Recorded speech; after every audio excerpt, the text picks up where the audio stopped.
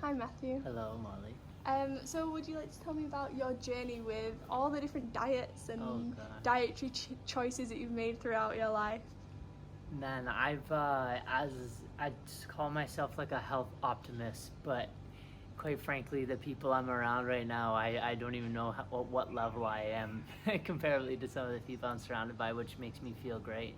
Um, and my level of understanding of dietary choices is very novice again to some of the people that I'm surrounded myself by. So it's making me rethink my journey and what I've done.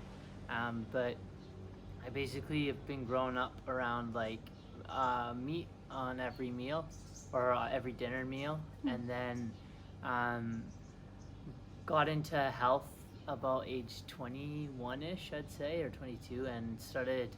I read a book called Eat to Live, and that totally changed my philosophy. That changed the way I saw meat. I didn't even know that you could get protein out of broccoli. I didn't know that that was a thing. I only thought that protein was on the plate. And then from there, that started to me to cutting out red meat because red meat at that time didn't really digest that well inside my body. And then I took out a lot of meat and didn't really replace the protein. Now that I know what I know, I didn't really replace the protein. I just was like, oh, broccoli's got protein. Okay, that must equal the same as this chicken breast. I didn't look deeper into it. Then I found out about almonds and all these types of things. So then I transferred to just eating fish and chicken, and then phased that out, and then became a vegetarian for now almost total of like 8 years, I think, of being a vegetarian on and off. Um, when I went into depression, that's when I started eating meat again, which is strange. It's a weird sync, but is that to the dietary choice or was that cause? I don't know. I used to think so. I was like, definitely, that's absolutely what that was linked to. But now, upon reflection, I don't know if that was exactly linked to my depression. Um, so then I ate meat again, and ironically, when I ate the meat again, that was the biggest I ever was, like in muscle mass size. Um, and then decided to go to a deeper connection of myself and knew that like at the time I reflected back on being a vegetarian and was like, okay, I want to have a deeper sense of spirituality.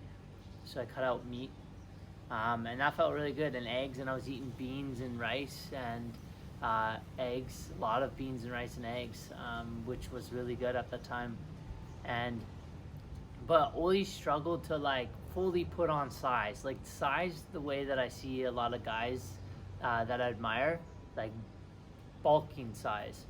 Um, and I didn't know if it was due to my dietary choices, and I still won't fully know until I test the phase that I'm in right now, which brought me to becoming a vegan about for the last 10 months until I got sick. And then when I got sick, I tuned into my body the most I've ever tuned in and realized that, whoa, I'm lacking nutrients. Like, this vegan thing is good, like it's working, but like I don't know, there's just something I'm lacking. And then I just said, I thought about it, and I thought about the psychology around it, and I was like, it's so interesting that we get labeled by what we put in our mouth, and then we have to identify with that. And so then I started looking into identity shifting and identity and what we identify with, and I realized that being anything is just stressful. Like I can't just be Matt, and that's what I want to be. Is just Matt, not linked to what I put in my mouth and make me a certain identity. Like I see like how hectic the vegans are sometimes, and then I see how hectic the carnivores are sometimes. So then that makes me not want to identify with either of those, to where I'm now eating meat today. So you said like you struggled putting on size being a vegan, but like you were like looking at vegan bodybuilders and stuff, weren't you? So what's your thoughts around that now? I think it's doable. I think you can still really do it. There's guys that are doing a really good job, but it's like, okay, the level you have to be dialed in, let alone just eating just whatever. Then to supplement what you have to do with being a vegan, it's literally a job. Um, I'm I've got a pretty diverse lifestyle right now, and it is 100% an excuse, but I'm just saying where I'm at is that I live a pretty diverse lifestyle. So to put that much effort into one category within nutrients, it's like, and then to keep that up. So there's one thing, the stage you got to learn to get there, and then to keep that up. Again, if I'm in these bodybuilders, like this is their thing. That's like that's everything. They eat, and they go to the gym, like, and they get paid. Someone's probably doing it for them. They've probably got like a nutritionist as well. Well, maybe, or maybe they just spent like 4 years doing it. True. Right? Like it's not just come overnight. Like look at me. I'm like 8-9 years, and I'm still like, what? How do you do it? So it's like over a progressive amount of time. Whereas like for me right now, I don't have that time. I just want to get. Not that I don't want to put in the work, but it's like I'm just trying to get to the results more so. And I feel like you've definitely had more of a drastic change than I have. Like you went from vegan to like meat, like eating like meat in meals, like pretty much every day. Like you eat like meat pretty much every day now. And how have you felt in your body, in your mind, and how has it affected your spiritual practice as well? Oh yeah. That's a good question. Maybe that was supposed to come in. Yeah, this is a hard one. I think it definitely has affected me, for sure. As not putting meat in my body, I feel cleaner. But I've researched, like, it's so hard to know what's psychological and what's in the body. But I've heard that like that's naturally going to happen when you take a break from meat, because you're like cleansing, you're detoxing, so you get a higher state of yourself.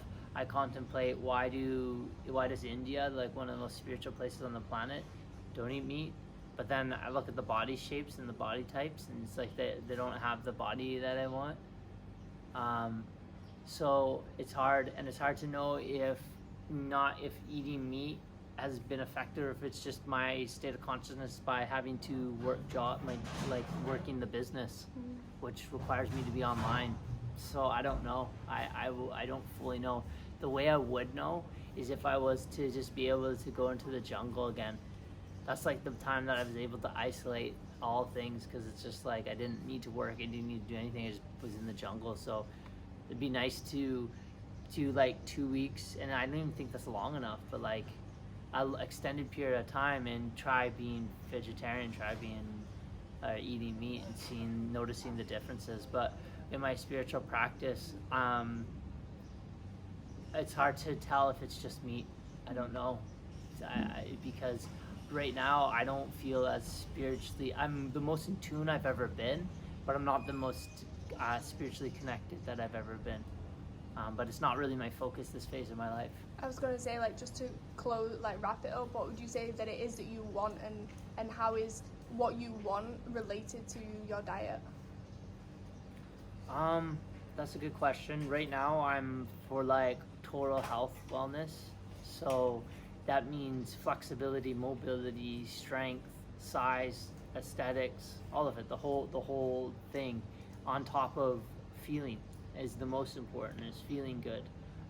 But if I have all those, then I start to feel good.